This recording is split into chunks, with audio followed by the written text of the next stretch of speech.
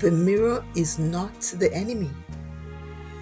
We look into the cracks and see words etched by pain, too dark, too light, too poor, too polished, not enough. But these are not the truth. The reflection is fractured, not because of what we are, but because of what we have been taught to see. Until we love what we see, the world won't love us either. Heal the cracks, love the reflection. The mirror of us. We see it in the eyes that avoid, in whispers sharp, cutting, destroying. Hispanics, Indians, Asians too. But the deepest cuts come from me and you. Skin shades ranked on a ladder unseen. Light over dark, what does it mean? Class divides like rivers wide. Who taught us to tear down our own pride? Richer than some, poorer than most, more polished, more learned. Shall we boast? What power grows when we despise the ones who share the same sunrise? It's not the world that keeps us chained, but the mirror reflecting pain unclaimed.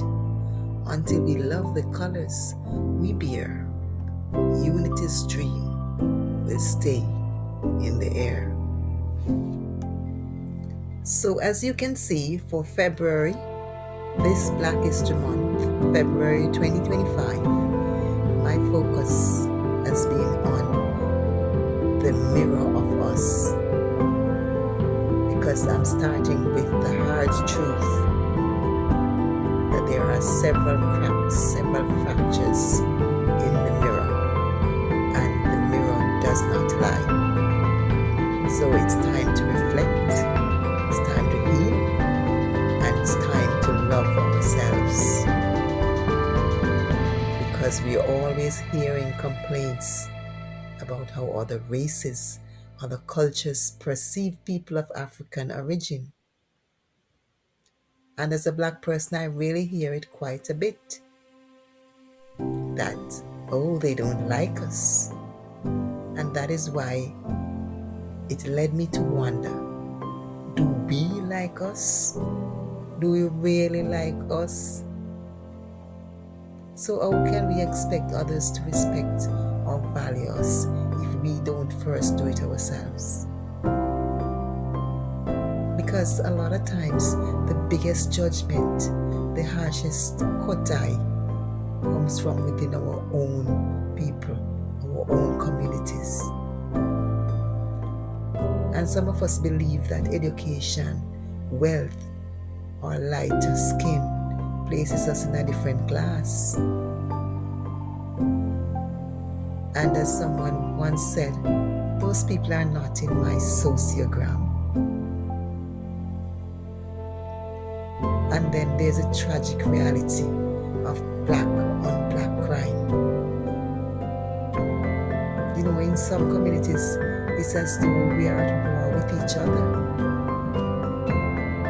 with the murder rate far exceeding those of countries who are engaged in actual wars.